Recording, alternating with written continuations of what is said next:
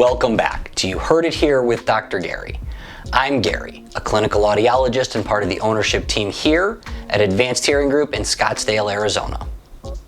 Recently, I had a couple, husband and wife, come into my office, and I was inserted into the middle of their spirited discussion, we'll call it. In fact, I ended up having to be the referee. The discussion wasn't over marital issues or their kids or a sporting event. It was actually over whether ear candling is the most effective method of removing earwax. One of the two thought that it was the best method for wax removal, while the other one was very skeptical and thought it was borderline witchcraft. Now, I don't really agree with either. I definitely don't think it's the best method of wax removal, but I also don't think it's complete witchcraft. Too many people do it for there to be absolutely no benefit. What you're looking at here is actually what was left in their ear after candling. So again, without knowing how much was there at the beginning, I can't really tell you whether it was effective or not.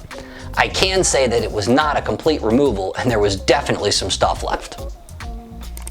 If you like these wax removal videos, please take a moment to like and subscribe. It really helps with the YouTube algorithm and helps us get our content in front of more viewers. So what I've asked them to do is, prior to their next candling appointment, come in and let me take a picture of what's actually in their ear. This way they can see the before and after to really determine if candling is truly as effective as they think.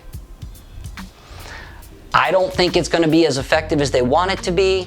I think that wax removal, either via suction or manual tools or irrigation, is probably going to still be the best method.